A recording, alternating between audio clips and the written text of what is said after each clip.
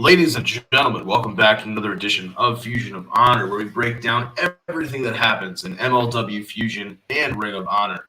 Now, normally I am joined by my co-host, the three-time baby-making champ Ness, but since you guys placed lots of orders for things on Black Friday and for the holiday season, he is indisposed, as I've said in previous episodes, working logistics and doing all of that fun stuff. So, like I promised, we are having some guest co-hosts join me to review Ring of Honor and MLW Fusion for the rest of the year. And here I am with just one of those co-hosts who I'm pleased to introduce. Ladies and gentlemen, this is HeroesEnd. Thank you for joining me. How are you doing today, man? I'm good. You? I'm good as well. Like, this was some good episodes of Fusion and Ring of Honor. We had two really solid main events, I gotta say. So I'm excited to talk about it. How about you? I'm very excited. I was very interested in the MLW main event as well. Yeah. The Opera Cup had some great matches, some good storytelling told throughout. So let's get straight into it, guys. But before we do, remember to hit that like button, comment, share, subscribe if you have not already, and consider joining our Patreon. It is a $3. $3 is the entry level, and it allows you to see so much more that we are able to show on YouTube. We do live watch-alongs of pay-per-views and different recaps for things that we are unable to show on YouTube. So let's talk about it. We're going to start with MLW because I think that while Davey Richards and TJP in the main event of MLW is really great, the main event of Ring of Honor just felt a little bit more special, a little bit more impactful. So we'll build towards that. But let's start in a really great place, and that's starting with Casey Navarro taking on Warhorse. This is a roughly 5.5-minute match.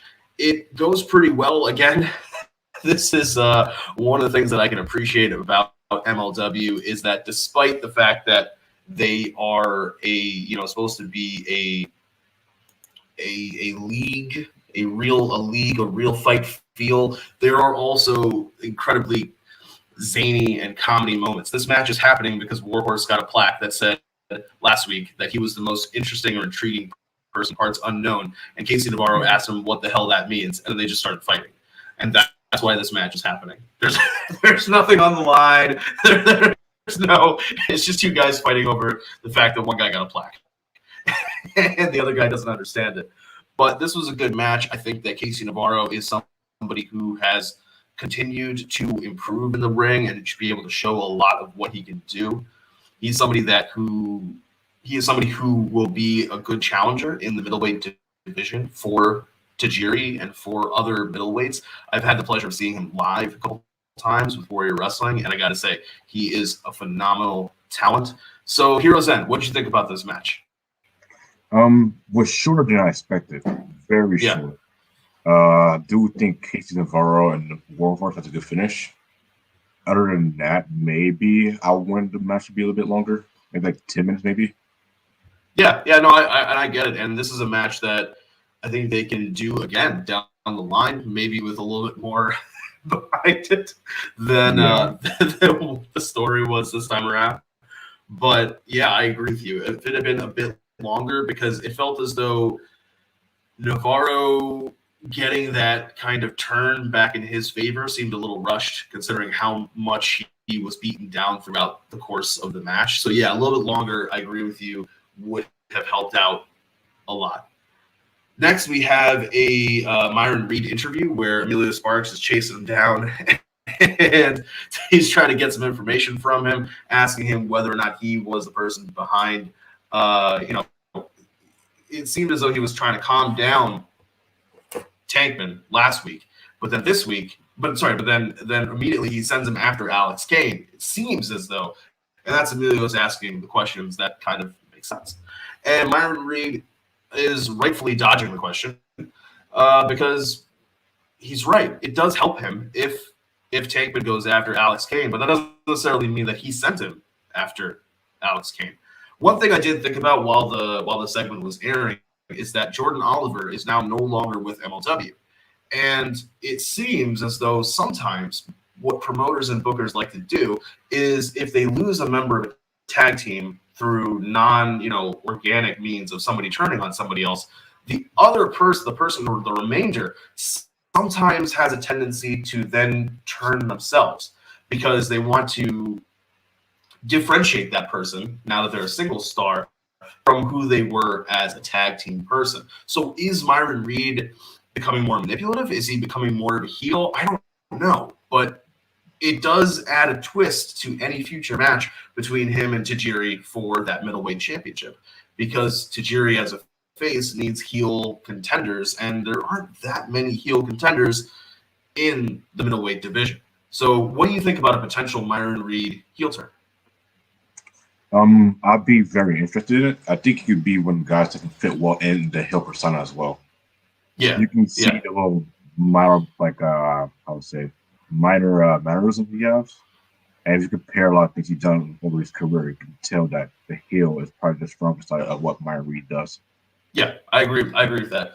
And he's somebody who I think has an opportunity now to shine. A lot of people, when they're put in these kind of positions, a lot of them don't always swim, they sink. But let's see if Myron Reed has the ability now, when the spotlight is more put directly on him, if he is going to be able to be someone who succeeds. Somebody who succeeds a lot is Alex Kane. Somebody he's going to be the kind of the top heel sort of going forward, and he's knocking it out of the park.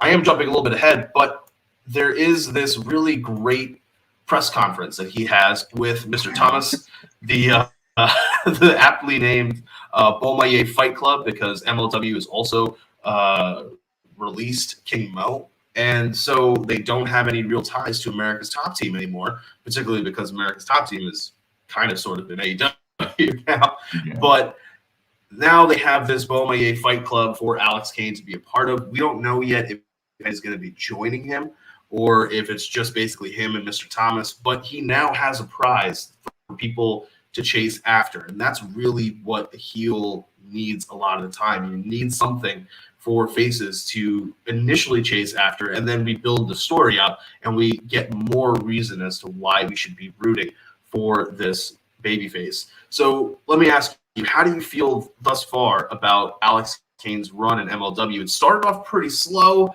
and then in Battle Riot, it kind of started picking up, and now he's won this ladder match. Now he's our national openweight champion. How do you feel about Alex Kane so far? I think Alex Kane is interesting. I think the interview was kind of funny. We thought Boombaye. I was like, yeah. Okay. I'm hoping for a good run for him as well. I think he's one of the guys that you can put a title on that he can deliver. Yeah. Maybe a 5-month reign at the least I'm hoping for. So. Yeah, and I think that he is somebody who they can position very well to, once he loses that title, to go after Hammerstone, if Hammerstone is still world champion by that point in time. But speaking of champions, we don't have a women's division champion yet. We're still kind of having everybody jockey for position. And this week we have a tag team match where the Sea Stars, Ashley Vox and Delmi XO, are taking on the top dogs in Davian and Skylar. This match was shorter than Casey Navarro versus Warhorse, but it felt a little bit more brutal to me. And I don't know, it just had a lot of hard-hitting, stiff action. I've seen the Sea Stars live, and they're really great in the ring. So this match had a lot going for it. Obviously, if the Sea Stars were going to win, one thing I do want to say is that Willow Nightingale on commentary is really good. I did like that she's continuing the storyline between her and Holodead. The only thing I don't like about it, and Holodead does come out after the match to attack Willow on commentary. The only thing I don't like about it is that Willow is presenting this bubbly persona. Like she's, just a happy person. Like she's always cheerful, this, that, and the other thing. But in previous episodes, she's sort of been whining and dining with Cesar Duran. There seems to be a little bit more of a malevolent side. I guess the reason why I'm a little on the fence about it is because, yes, MLW, the women's division, really only has one solid heel. Are they actually going to do something where Willow it's just a facade?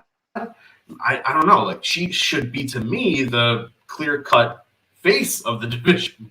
But who knows what they're going to do with that. What do you think so far about Willow and Holodead and where we're going to potentially go from here with the two of their characters?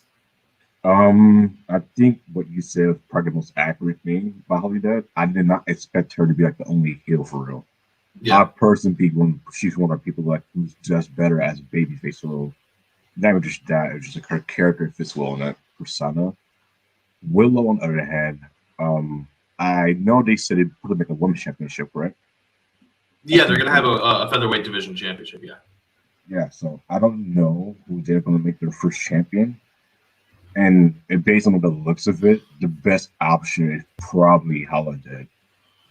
And Willow could be a good option. No, it'd be a good feud to be like the first, contender as well. But like in the long run, Willow, I would say that her character is pretty one-dimensional as well. You see her be bubbly. You don't exactly see her be like the more serious actor that she could be. So even then, I thought the commentary was well. The segment between the two was kind of off for me. When they're fighting or something like that, go back towards the round, I thought it was like, okay, it's not as good as it could have been. And as long as the match, I think you were right about it being brutal. It was like a point and spot in the match where they had like top dogs like running towards C-Stars. And they did a suicide dive. So top dogs catch them. And like, I want to say Del Miexo literally busted her arm and she was bleeding toward the rest of the match. I thought that was like, wow, I was not expecting that part. But I didn't notice it was shorter than Warhorse and Oh yeah. To me, it actually felt longer than Warhorse versus Navarro. So yeah, that's a good point. Sometimes when you have matches that are this hard hitting, it can be shorter, but they're gonna feel longer because there's so much more that's kind of packed in there. So yeah, I agree with that completely. We do need to touch on the fact that there's a little weirdness with this whole, at least to me. And if I'm wrong, please feel free to disagree with me. But this Emilio chasing after Cesar Duran throughout the course of the episode and live streaming, to me, it felt a little weird. So in storyline, Cesar Duran controls MLW, and Court Bauer's mainly more of a figurehead. Like, there's a little bit that he controls. Okay. If I'm a producer in the truck, I would never air anything that's negative about Cesar Duran because I don't want to get fired. They're having Emilio live stream this thing, and they're following Cesar Duran, and he ends up in some kind of shady part of, I don't know, I guess Philly, because they're taping this in Philly.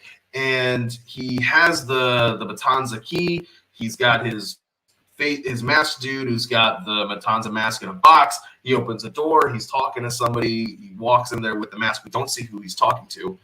So the mystery and suspense of it is fine. But I felt as though by next week, when Cesar Duran has watched back the product, he's going to fire the producer. So if I'm the producer, why would I have allowed this? Why would I have hit the button when Emilio is sending in this live stream? To me, it would have made more sense if they'd done it on Emilio's Instagram or some other YouTube channel, because then at least, it logically makes sense that, we're going to air something or we're going to talk about something that is negative about Cesar Duran. Now, to be fair, a couple of weeks ago, they did that little expose thing that Alicia Toot had done where she was talking about all the different things that Cesar Duran has done in the interim from when Lucha Underground ended to where we are now. And they did play it straight with Cesar Duran confronting her. And then last week, they did have the bit where Emilio and Alicia had to explain why they should have their jobs. So maybe next week, they're going to do something similar where Cesar Duran confronts Emilio and it's like, hey, the fuck are you doing?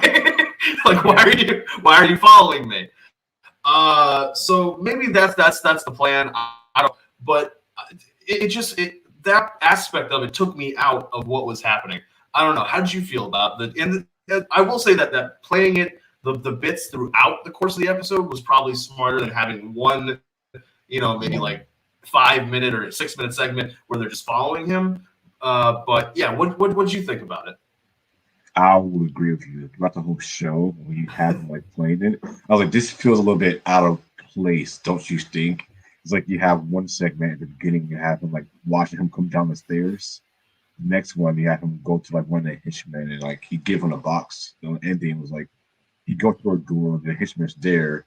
He turns around, looks at him, and he go, run. And I'm like, what? Like, what do you mean run? You kind of got yourself into this. But even then, I think like you said, he has to like confront him next week. There's no way you can show this and think, he's not going to watch this back eventually and not say, hey, Emilio, what are you doing? Why? So, yeah, I agree with you. Yeah, that is true. Yeah. And finally, guys, we have our main event match. It is Davey Richards versus TJP in a return match, but this time the Opera Cup hangs in the balance. Both men want to win the tournament, but only one of them can. And this match is really, really good. It is just under 19 minutes, but it moves at a pretty good clip. Throughout the course of the match, we're going to get some incredible chain wrestling with submission moves throughout. Both of these men are well versed in submission wrestling. There's going to be some great moments where TJP is, doing everything he can to annoy Davey Richards and just get under his skin, as TJP is really good at doing.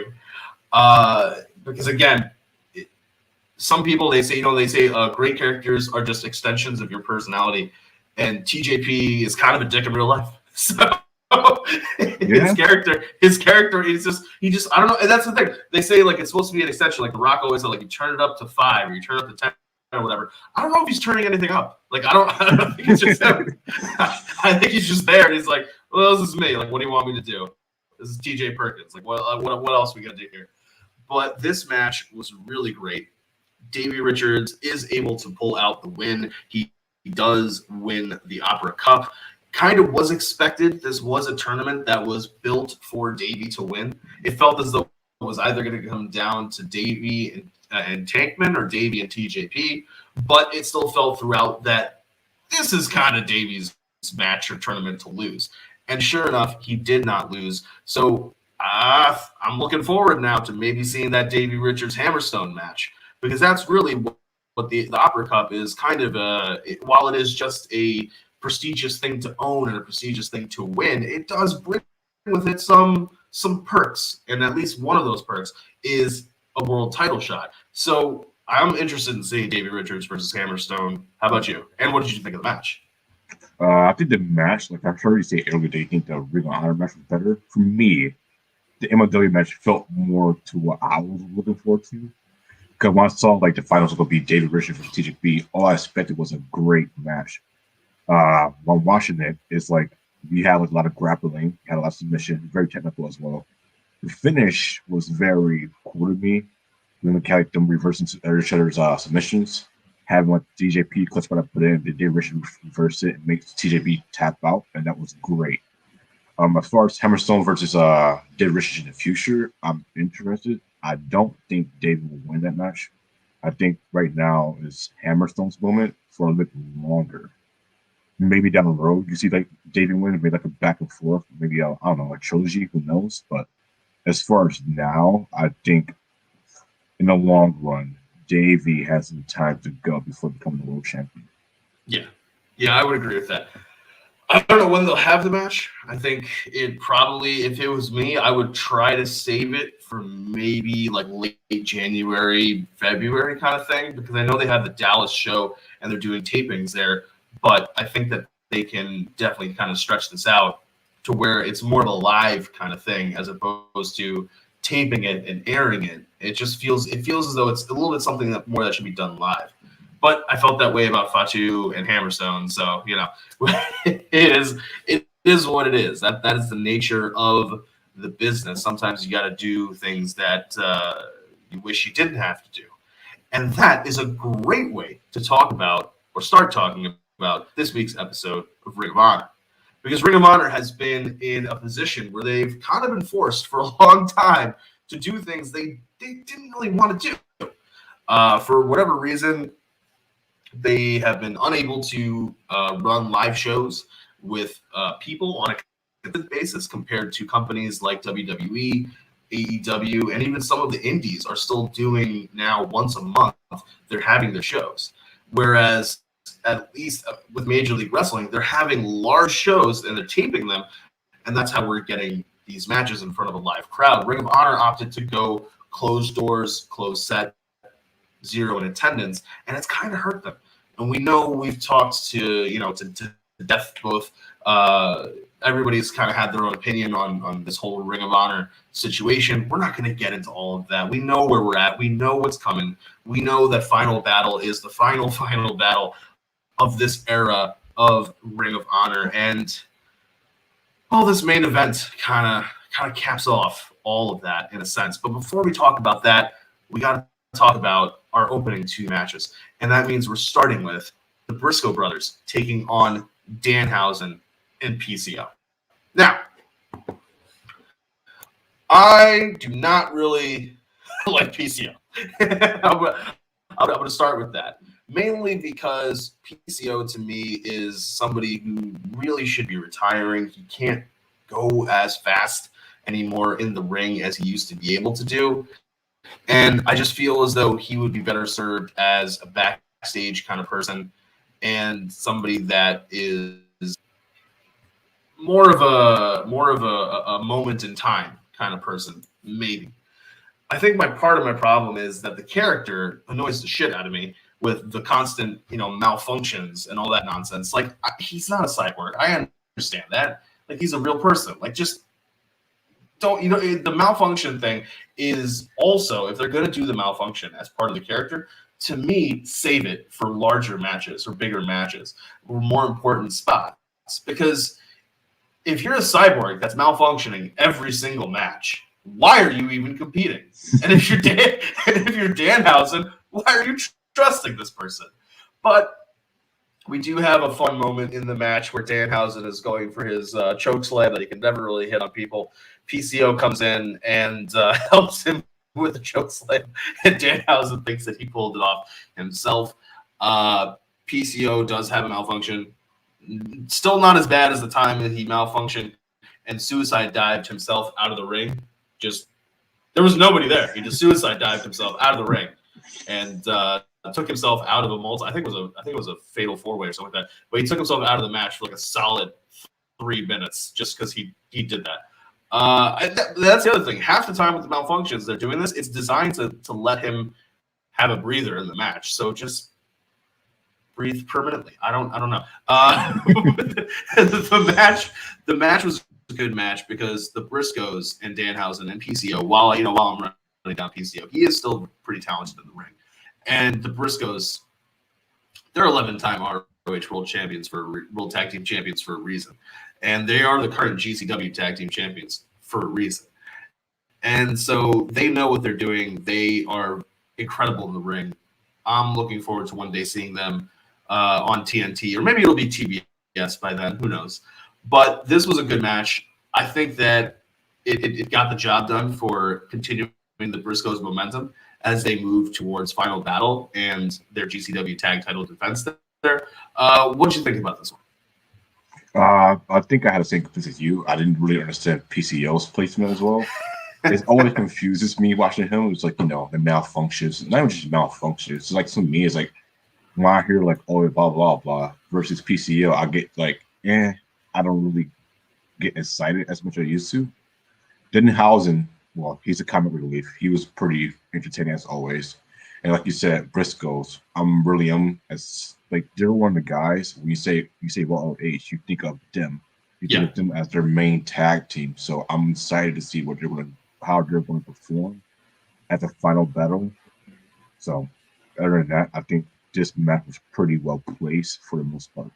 Yeah, and I think that the end of an era kind of thing with the Briscoes, that's really them and the guy in the main event. We'll get to that. Before we can get to that, we got to talk about this women's title match, because Rok-C is somebody who we thought was going to be part of this sort of renaissance for Ring of Honor, coming out of the pandemic and back to live shows. They're rebuilding this women's division. We thought it was all going to be great, but now we're seeing what's happening with Ring of Honor. And to me, she's somebody who has been hurt by this the most. Recently crowned as the women's world champion, she is here defending that title. This is her first title defense up against Gia Scott, who is getting this title opportunity from Maria Kanellis Bennett. This was a nice back and forth match. Thus far, Rok-C, even in the tournament, she hasn't really faced off against she hasn't had the David versus Goliath kind of story. What she has had is a lot of people doubting her when it comes to experience, and which is fair because she's very young. She's 19 years old with 6 years of experience. She is still doubted for some reason when it comes to that. And I think that she has continued to prove people wrong. And this match is another example of that, where she's showing that on television, she's able to do more than just be the simple underdog. This is, you have to be, with a David versus Goliath match, to me, you have to be able to work well with the big person. The big person obviously has to be able to work well with smaller people, of course. But for Rok-C, we've only seen her up against people, roughly speaking, her size. This is a chance for her to stretch, to show improve, and she does exactly that. But as we always say, it takes two to tango, and she can't do any of that if she doesn't have a good dance partner. And Gia Scott comes here to also show that she has a lot not to prove, but a lot to offer when it comes to being in the women's division. She is somebody that we haven't seen a lot of in the Ring of Honor women's division. But going forward, I think that she has maybe gotten some eyes on her when it comes to how Ring of Honor will return in April at Supercard. I'm hoping that they have a spot for her. We still don't know exactly how they're going to be running shows, how exactly it's going to be. It still kind of comes across as it's just going to be a sort of a glorified indie with a TV deal, which there's nothing wrong with. It's just how exactly they're going to be booking people, we don't know yet. But hopefully Gia Scott has a place on that card. But Rok-C is able to successfully defend her title, and she will now, down the road at Final Battle, face the winner of Willow Nightingale and Mandy Leon. So we'll see how that shapes out. So what did you think about this match? And who do you think is going to win that number one contenders match between Willow and Mandy next week? If I'm being honest, the match itself was pretty good for what it was. I think what you said about Rok-C was a very good point. I think she's not like a typical underdog where it's like she's really great. She need to prove herself as who she is. And she's like, instead of like her proving herself as the true underdog, she proved herself that she has the experience. That's one thing that I always call on to her. As far as like Willow Nightingale, I do expect Nightingale to win and then who lead up to the Final Battle. I don't know when they said that match will be placed next week. I know they said it's going to be a 4-hour Bonanza and December 6th to the 10th. So yeah, I was really trying to know where they're trying to put that match as well. But I do think Rok-C, as you said, was really hurt by the pandemic and how they never had any live shows. I do think if the live shows were here, the audience was here, that the fans would probably be behind Rok-C throughout. Oh, yes. What would be going on. So, but right now, I think her momentum was probably a little bit stunted by that. And I do think it's kind of absurd. It's our first title defense to me. I thought she would have had it already. So no. Yeah, they've been focusing on a lot of other things in Ring of Honor, a lot of other storylines.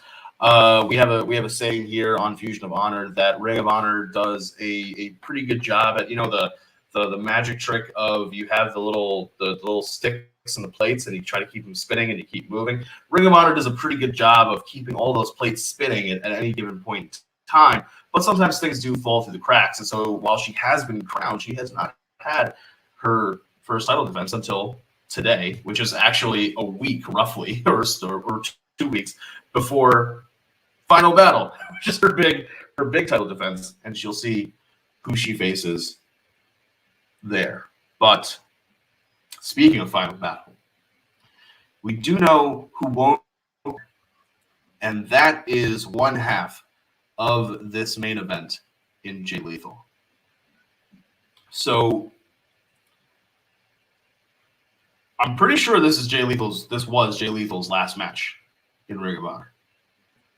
I don't see a reason why they would have him have a match next week, especially not after this match. Like once they had, if I don't know when sometimes things are taped out of order and all that kind of stuff. Let's assume for a moment that what they intended for Jay Lethal's last match was taped before they taped the Lethal and EC3 match. I would just throw that one out. I would be like, we're not going to top this one. I mean, unless it's against Gresham. But this was incredible. We start off with Lethal coming out for the match, and you can see the emotion. And we know that he's had some issues recently with the foundation, his partners. He can't find them. He can't talk to them. There's supposed to be this footage of him where he's saying, I don't even like the foundation, when he's talking to the righteous. And it's a situation where we kind of know what's supposed to happen in this match. There's a part of you that really, while you're watching it, is hoping against hope because you want Jay Lethal to win. That's been the story of Jay Lethal's career. We want him to win.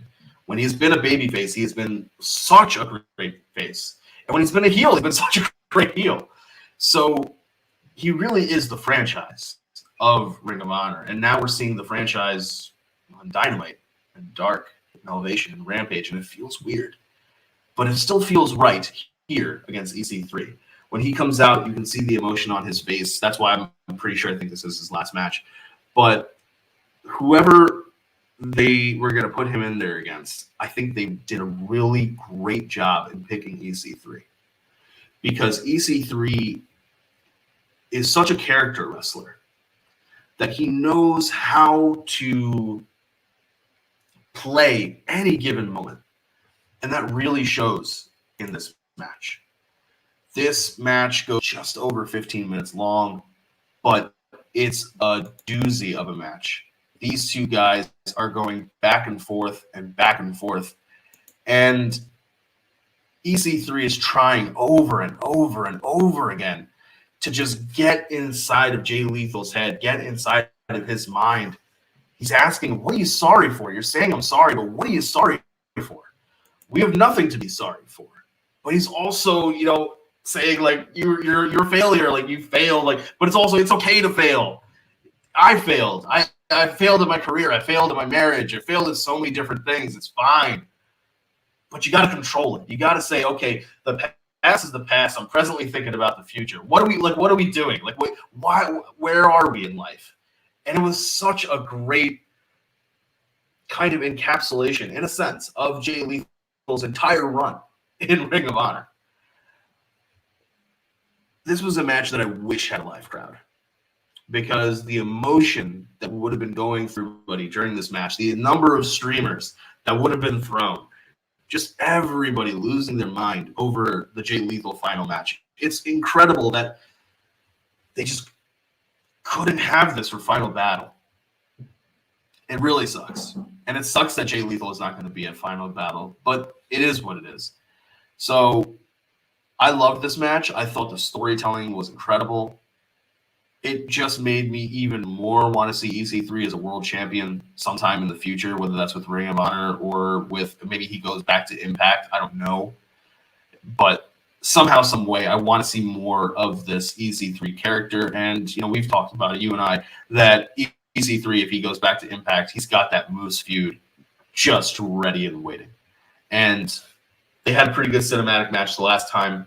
Maybe they could do more with it this time. This is a great example of what EC3 can do when he's motivated, when he's on. What did you think about this one?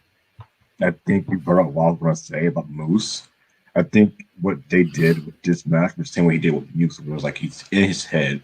He's playing all these mind games, but he also has another point he's trying to make. With Moose, he was trying to make him recognize the true self he was. Like, really, the monster he had, the passion, all the other things about TNA while he was champion. With Jay Lethal, it was like he's playing these mind games. He's trying to motivate him as well.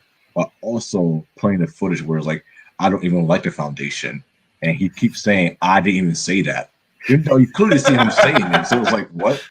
But at the same time, it's like he's excited. He's saying, what are you sorry for? And all these other things, playing these mind games. And you see Jay was getting emotional. Even though I do agree, this match felt more police for Final Battle than it did for a regular episode of Ring of Honor. That match was that good as far as it comes to storytelling. So I will say it was a better match for MLW main event, where it's like they had more storytelling involved and way more emotional when it comes towards Jay Lethal. I do wish that they saved this match for, Final Battle if they could have. So other than that, like you said with EC3, he is a character wrestler. His character is top notch. I think that's one of the few things I enjoy about this match, like the character being presented throughout the match, and a lot of things were, doing very well with emotion, character, the psychology in the match, the whole focus of the match as well was pretty, top notch. Yeah, it just makes me wonder what were the what was the conversation like between Jay Lethal and Ring of Honor management? Because on the one hand, we have had situations with guys in NXT, Adam Cole extending his contract to cover the match with Kyle O'Reilly, Johnny Gargano extending his contract for the War Games match that's coming up. Here, Jay Lethal was like, nope, I'm out later. He was like, I want to leave, and I want to leave now. And the thing is that even if he had joined AEW, he still could have gone to Final Battle. I don't think Tony Khan's not a dick. He's not gonna be like, no, you can't. You can side with me, but you can't go to Final Battle. Why wouldn't he do that? So they've been having matches, and some of the matches in MLW are still airing, even though Lee Moriarty signed with AEW. Bobby Fish, AEW. So it just it just makes me it annoys me, because it just reminds me so much that Ring of Honor management fumbled this bag. They have fumbled so many bags over the past year and a half. And this is just the icing on the cake, because what made this guy who called himself the franchise of Ring of Honor, who said in that media scrum, I wanted to retire with Ring of Honor, now I want to retire with AEW. What did you do to him that made him so angry that he did not even want to say, I'll be at Final Battle, the last pay-per-view of this era? What did you do? Oh man, it's really unfortunate. And this is actually I think my answer, because I didn't have an answer to that question of the day in our Discord group of what was the documentary, a wrestling documentary that you would want to see. I think my documentary would be the fall of Ring of Honor and all of the behind the scenes stuff that led to this happening and this whole rebrand, and what exactly they're going to be going through in 2022 when they try to come back for Supercard. But yeah, it's going to be interesting, to say the least. Final Battle is right around the corner. It's really funny because we're seeing the OGK defend the Ring of Honor tag titles in NWA hard times too. So we're already kind of seeing maybe what exactly it's going to look like, which there's nothing wrong with. That's what the NWA did for a very long time before they were able to get back on YouTube and now have the power deal with Fight. So maybe that's what it takes. Maybe just slowly rebuilding from the ground up and seeing what we can do with everybody. We'll have to see. We'll have to see how it all shakes out. But Final Battle is going to be December 11th, a week from today. So we'll have to catch up and see how all of that happens. If you'd like to be on the Ring of Honor review for Final Battle, you are more than welcome, sir. But let the people know where they can find you if they are with any kind of Instagram or anything like that you'd like to talk about. The floor is yours. I would say Instagram is Fallen Phrase. That's the only one I really use that much. And not that much on Twitter, because I probably get heated in a few minutes about wrestling. I think I lose my mind every day reading Twitter comments. So, I mean.